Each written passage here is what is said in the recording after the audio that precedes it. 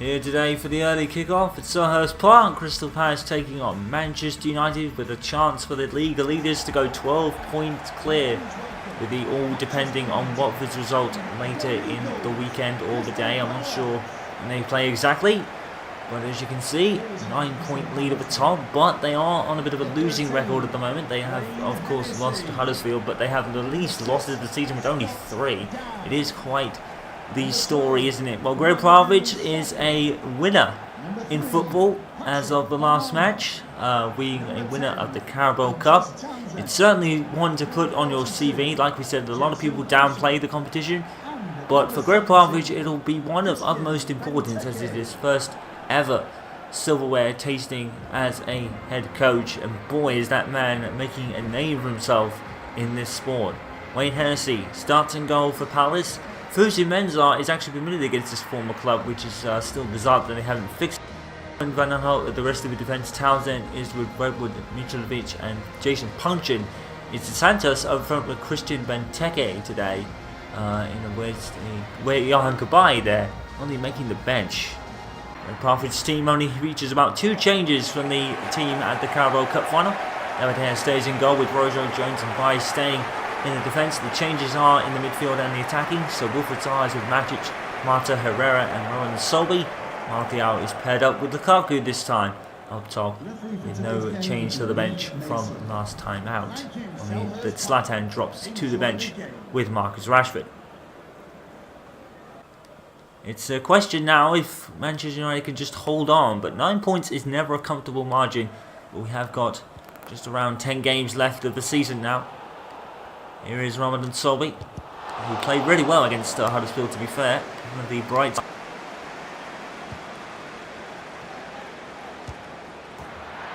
Oh my goodness, Martial, immediate goal from Manchester United. Well, they've shaken that off, haven't they? I think it's actually, yeah, it is Martial. Another goal for him then. And well, that was quick. I was certainly quick. Manchester United already on the front foot. They want to wrap up this title, don't they? It's quite the thing, isn't it? Well, crossed here from Solby, I think it was. Martial bringing it round onto his other foot. What a turn by Martial that is. That is absolutely sensational. And all these young players, they're really revelling under Gregg Popovich, aren't they? These young hopefuls for Manchester United's future. Well, they have a bright future, to be honest. And it even includes, well, on the Crystal Palace side, because Fuzi Mensah is actually playing against his former club, but he's not permitted to, but the game hasn't really factored that in for some reason. But in any case, Crystal Palace are behind after a mere couple of minutes or so, and United lead by a goal to 0. Here's the Santos.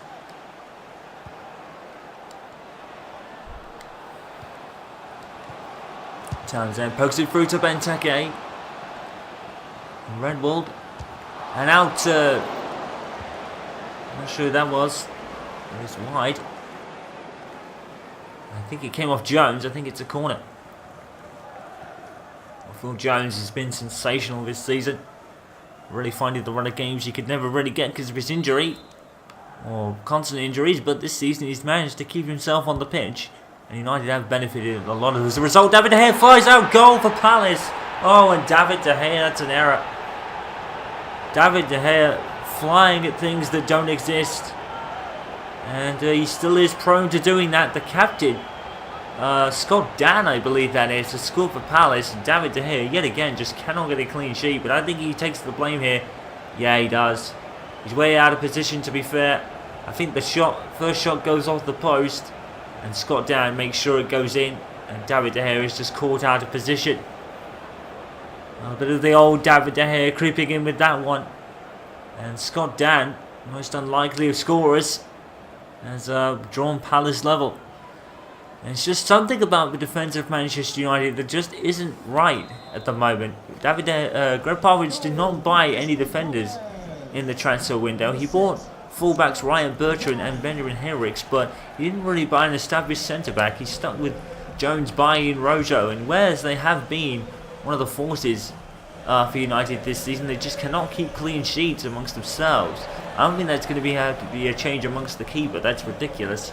But there certainly is just no clean sheets to be had at Old Trafford this year, and it's certainly a strange one when it comes to the back for United. I think Gregg Popovich's next window will have to focus on the back 4 and 3 that he uses, because there's just so many goals being conceded from United, and they were caught out against Huddersfield for the first time in a long time, and almost caught out against Watford as well.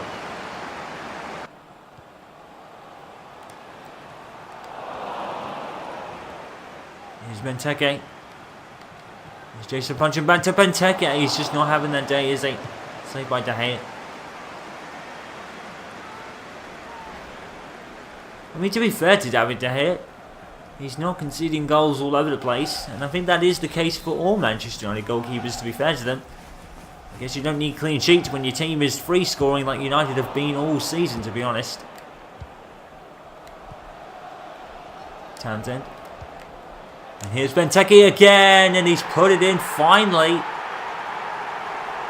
And Benteke has scored for Palace. Well, it was coming. He just would not stop trying, and finally it's paid off. And what is going on with United at the moment? They're just not feeling it all of a sudden. Something at the back is going wrong. Well, here, it's just a great cross from Townsend, whipping ball, and a great header from Benteke. To be fair to David De Gea, again, that is a great header. And United seem to be beaten by that a lot, don't they? We remember Solomon Rondon had scored for West Brom in Manchester United's, well, demolition job of them, really, because it was 4-1 to them at that point. But Christian Benteke now puts Palace in front. And maybe questions are starting to arise over Gregg Popovich here, because his team the last 3 games haven't really played particularly well, and now they're behind here. Palace 2, United 1, but never count United out. Foul there by the Scott Dan, I think that is. And he's going to go into the book, I think. Referee Lee Mason's calling him over. And it was a rather cut down, wasn't it? That's not Scott Dan, my apologies. It's Mitrovic there with the yellow card. And I think, yeah, that is well deserved, to be honest. As indicated, there will be a minimum 4 minutes of added on time. If Manchester United lose here, then Watford have a real chance to go within 6 points of the Premier League leaders. And Herrera is going to get booked for that challenge. Mason is definitely not keeping his cards in his pocket today, although I think that's well deserved as well. Jones isn't happy. Oh, that's rather unfortunate, to be honest. I think Herrera got the ball. I'm going to have a look at that again. Alright guys, so breaking character again, because bullshit number 86 has fucking happened here. Look at this nonsense. This is not a booking, guys. I swear, this is not a booking. I missed the ball, so I actually missed the ball, so fair dues. But look at this. Townsend, Herrera misses Townsend by like a fucking margin, dude.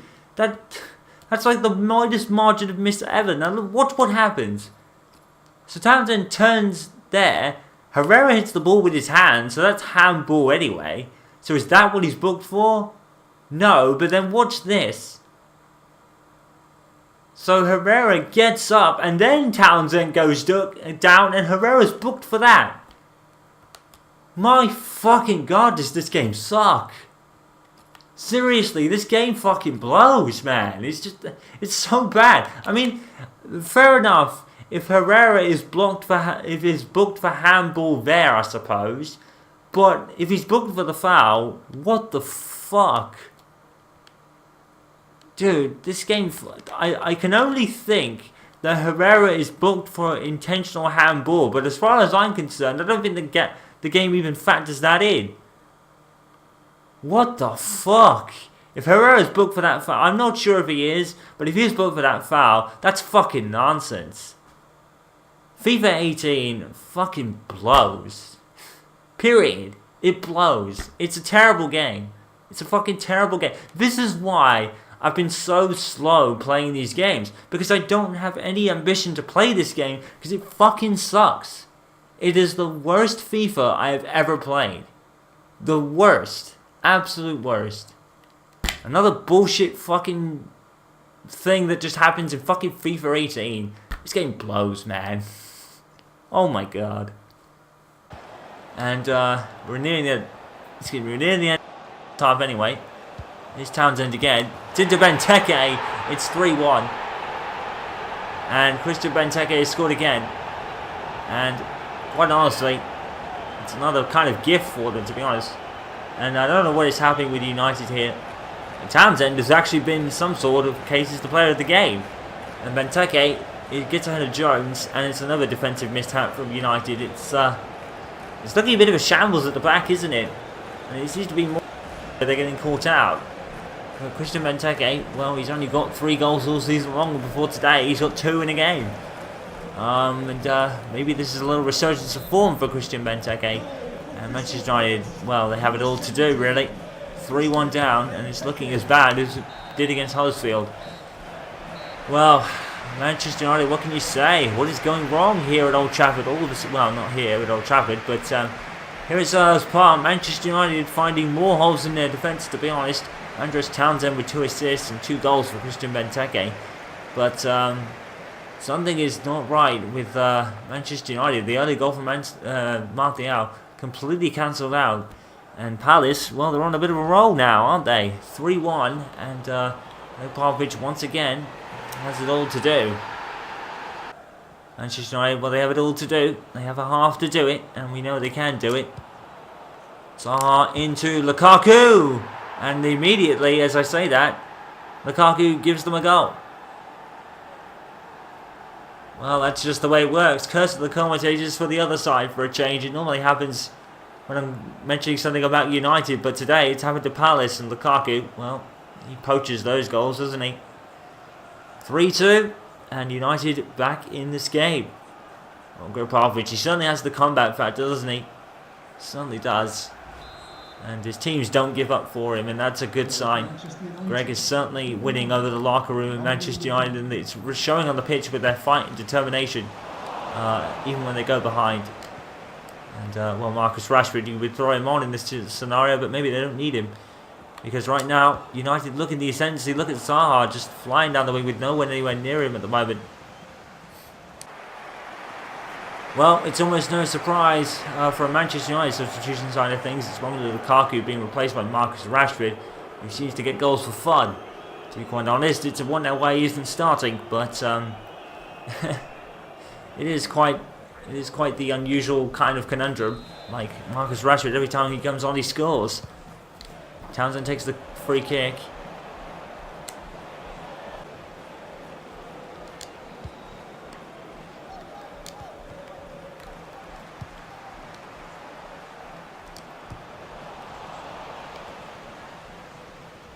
Okay guys, I'm breaking character again because this nonsense is happening. Watch this from Zaha. So Zaha flicks it over and then it hits his fucking forehead. And oh my god. Dude. I'm not sure who that was. Oh, Martial, he's going to play in Marcus Rashford. He's onside. Rashford. And it's a goal. It's no surprise. Marcus Rashford has scored yet again off the bench. And, well, what can you say? And look at that. Straight to Gregg Popovich. And they love him, don't they? Manchester United absolutely love this man. And Gregg Popovich, well, he'll be so pleased with Marcus Rashford getting another goal. That's his 16th of the Premier League this season. I think the guy's sitting on about 20 or 25 overall.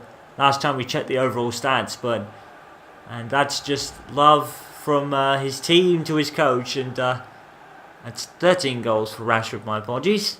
I thought it was more than that. I thought it was 15, but in any case, Marcus Rashford, another goal for him, really. And it's 3-3, and Manchester United are on the verge of another remarkable comeback. And, well, if anyone can spearhead it, it's Marcus Rashford. And quite frankly, I think, to be honest with you, I do think Marcus Rashford and Martial probably will be starting from now on, because they seem to be getting all the goals. And David De Gea, that's gone through.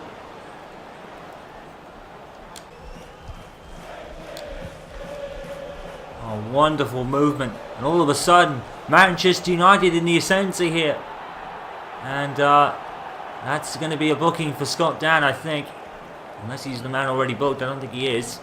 Oh, he's off! Scott Dan is gone! Well, that is certainly maybe a little bit harsh. Rashford stayed on his feet. Scott Dan is the last man. But is that really a sending off offence? I don't think so. I think that's incredibly harsh. I really do. Another piece of bullshit. Yes, this. Now, I get the whole last man thing, but is it really a sending off? Rashford stays on his feet, so I'm at a loss, guys. I really am frustrated with this nonsense. Even though it negatively affect me, that's nonsense, dude. That would be a yellow card at best. I don't know if Scott Dan was in the book. I don't think he was. I think it was the other guy, wasn't it? I mean, yes, last man. Yes, studs high. But Rashford stays on his feet, you know. I don't know, man. I really... that's questionable at least. At least, that's the booking at the least. I kind of get what that's about, but... I don't know, it just seems a little harsh considering he didn't really hurt anyone. Rashford was kind of... I guess... but I don't know. The referees, I'm going to say this now. The referees have been a problem for me all year. I've not liked the refereeing behaviour at all in this game. I mean, I get the fact that he's the last man and the studs are high and everything, but, you know, that would be a yellow card at best, wouldn't it? A red card just seems a little harsh to me. But, oh EA, what have you done? You know, you didn't have to change much. I don't know, man. I just would like one last chance there, to be honest. Oh, the ball was played to Anthony Martial. He plays it back to Marcus Rashford. Rashford's coming in to goal! No surprise! Marcus Rashford has saved Manchester United again at the death. Because of course he has. Oh my. And what was going on with Palace there? They completely lost Rashford, to be honest. And from 3-1 down to 4-3 up, Manchester United do it again. Rashford and Mata, I think, clashed with the 18 man for Palace, and Rashford somehow put it in. Tremendous goal from the ever brilliant Marcus Rashford. And well, Roy Hodgson, it's fallen apart for him at Selhurst Park today. 14 goals in the league for Marcus Rashford, and boy is he on for, well, and astounding. If he reaches 20, I wouldn't be surprised. Manchester United 3 points from absolutely nowhere. Comeback kings, Manchester United, comeback king Gregg Popovich, that's for sure. He's done it again, hasn't he? Even though Manchester United leaking goals like nobody's business, they always score. And Marcus Rashford saved his team again. And there has to be a question now whether he really should be starting more for Manchester United, because he saved them again from the doldrums of defeat. And obviously Lukaku scored one as well. And well, that is 3 points most certainly saved and gained from Manchester United, because once again they had to work for it again today. Palace 3, United 4. They always score, and it is definitely the mantra for this season, as per really. And well, what can you say? Manchester United, they never give in. All the other scores from today, Burnley and Everton ended in a 0-0 draw, but a significant result was at the City of Manchester Stadium, where Chelsea beat Manchester City by a 0-0. Their clash with Manchester United is up next. Spurs 4, Huddersfield 1, who have been brought down to earth after their win at Manchester United, and Swansea 1, West Ham 2 is the final score from today. So here we are with the updated Premier League table after later on in the week. Manchester United now 11 points clear of Watford, as they earned a draw in their matchup after United's win at Crystal Palace. Chelsea, with their 1-0 win over City, have kind of thrown themselves into a lifeline, haven't they, the champions? They've kind of thrown themselves in there, But is it too little too late with 10 games to play? 11 if you count Manchester United's game in hand over the rest of the chasing pack. Spurs fall to 4th, Everton go up to 5th, Manchester City now down to 6th thanks to their loss at Chelsea, 7th Leicester, 8th Liverpool, 9th Stoke, 10th Southampton, 11th go to Arsenal, so they get ahead of Brighton now. And in the relegation zone, Newcastle are still there with Bournemouth and West Brom. Bournemouth with 10 games left to save themselves. Huddersfield, despite losing, are now 3 points clear of the relegation zone, with Bournemouth, West Brom a further point back. And what looked like the doldrums for Bournemouth at one point could turn into any one of these teams going down. But you have to say, everyone maybe even Arsenal could maybe creep in. 36 points. They're 9 points clear of the zone themselves. So even they could fall in. Seems unlikely, but it's Bournemouth, like I said last time, that they have to be the team to watch out for now, because they could be pulling a great escape in the near future if things keep going their way. Many games in quick succession coming up for Manchester United. It's a tough start. It's against the champions Chelsea at Old Trafford next. Well, we've got strings of games coming up now for Manchester United due to their cup progression, and maybe it's starting to hit Gregg Popovich a little hard. His team is now in a bit of a struggle and a bit of a rotation crisis. He's not able to really play his strongest team against Chelsea, prioritising the Champions League match against Besiktas, which I think is next. A lot of people saying Manchester United really just need to hold on and gather what points they can with 11 games remaining in the season, and with an 11-point lead over Watford at the top now. It could be pretty much plain sailing for the new Carabao Cup champions to the league now. But it's becoming a bit worrying. They are still the best defensive team in the league, but the leaking of goals is really becoming a big issue now for Coach Pop, and it really is a worrying factor, isn't it? David De Gea hasn't kept a clean sheet for months now. Romero and Pierre have got 8 between them. David De Gea has got 7 on his own. What is the problem at the back for United? It has been a well-documented problem all season, to be fair to them. Troubles at the back have really kind of halted their progression, but as we have always said with Manchester United, they always score. It can never be a bad thing when goals win you matches. Romero starts in goal tonight. Valencia is with Tuanzebe, Lindelof and Luke Shaw in the 4-man defence this time around. Henwood is with Tommy just in front of them. In the midfield front three, Mkhitaryan, Gomez and Gazay Zardes, and Zlatan Ibrahimovic up top by himself. And another formation that Gregg seems to favour thus far. Antonio Conte's season is really improving. Courtois is in goal with Moses, Christensen, David Luiz and Azpilicueta and Marcos Alonso. It's Bakayoko and Kante at the back. At the front for them is William Batshuayi and Eden Hazard. With Morata only making the bench, actually. Juventus and Monaco as well. There's a lot of teams that can trouble this team, which isn't really equipped to... a lot of people saying it isn't equipped to really compete in the Champions League yet, as Jamie Vardy has scored for Leicester against Bournemouth, and that's going to put a halt to their title challenge. As there's Will gone, it's a penalty. Gazay Zardes is the culprit here, and it's a penalty to Chelsea. And I think it looked rather unfortunate. Oh, I think it is. I think it is unfortunate.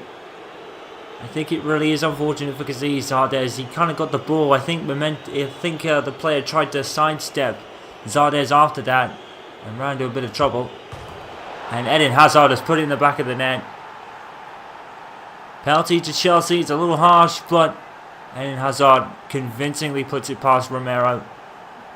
It's a pretty good feint out by Hazard, to be fair, because I really thought he was chipping it. If you look at this run up here, he stirs a little bit, looking like he's going to chip it, and he actually thumps it past Romero. That's a very good penalty by Eden Hazard off the post. And Chelsea's talisman has given them the lead. And it's not through bad play from Manchester United. It's rather a little unfortunate. Alright, so let's have a closer look at this penalty incident. So Kante sidesteps Zardes really well here. And then Zardes actually has his arms around Kante. I think that is a clear penalty, to be fair, because right here, when Kante's about to pass Zardes, Zardes recovers well, but then puts his arms around Kante really and pushes him to the floor. And I think that's a penalty. That is actually a penalty. It's inside the box, and I think that is a definite foul from Zardes. So not unfairly given. I think it was the right decision. Well, the end of the first half, and some real holes are starting to show for Manchester United, but thankfully it's not from open play. It is from a penalty that was well deserved from Gazia Zardes on the review of the replay. Correct decision. But Manchester United, are they running out of gas? It could be. They set the pace early on, and in the middle of the season they were almost unbeatable. But now there's starting some holes to be shown in this Manchester United rebuild. And they are 1 down to Chelsea at the break. Here's Angel Gomez. He left it for Lingard, and it was too far, and that's the end of the game. It's another struggle for Gregg Popovich. He's done well. He's kept a clean sheet technically from open play, which has been the first time for a while, but once again, it just hasn't fallen their way tonight. The refereeing decision was the correct one with the penalty, and that was the only goal that got scored at the end. Manchester United's fuel tank is starting to run a bit empty, you have to feel, as their title chase takes another dent, and it is all down to what Watford can do later. But Chelsea have certainly gained 3 points in their late bid to this evening. And what is going wrong at Manchester United, or is it just their fuel tank? Is it just running out? I personally think it's that, rather than any real crisis or issue. It looks like their mid-season form has maybe starting to make them run out of fuel in the tank. Manchester United have some holes to fill. And is it going to be too late for everyone else to catch up? Have Manchester United settled on their points tally, which wasn't very high to begin with? They were only 11 points clear. Now they're going to be less. But you won't have to wonder if the tank is starting to run out, and Manchester United might fall into a total collapse mode. You hope not, but it does happen, even to the best of them. United 1, or United 0 rather, Chelsea 1. Well, our check on the other results from today starts at Leicester and a 1-0 win against late surge Bournemouth, as their charge towards safety takes a bit of a dent, as the same can be said for Manchester United and Chelsea today. Southampton also won by a 0-0 against Stoke City. So what that means for the Premier League table is that Manchester United's lead at the top is down to 9 points as Chelsea make a late surge towards retaining their title. But Manchester United, Watford and Spurs all have a game in hand over them. Leicester City are also making a bit of a late surge towards the Champions League places. They're only a point behind Spurs, who are in 4th, and Leicester could be in for a top 4 place. Everton, Southampton, Man City, Liverpool and Stoke all complete the top 10. Arsenal, you'd probably have to assume, are pretty safe at this point. It's rather unfortunate we're saying that. They're quite some way off the top 10, about 4 points. Brighton also on 36 points behind Arsenal on goal difference. West Ham and David Moyes is having a pretty good first season there, as he sits in 13th. Huddersfield still out of the relegation zone. And as we said, Newcastle and West Brom are down there with Bournemouth, whose late surge has taken a bit of a hit today with their loss at Leicester City. And Newcastle, of course, have a game in hand over the bottom 2.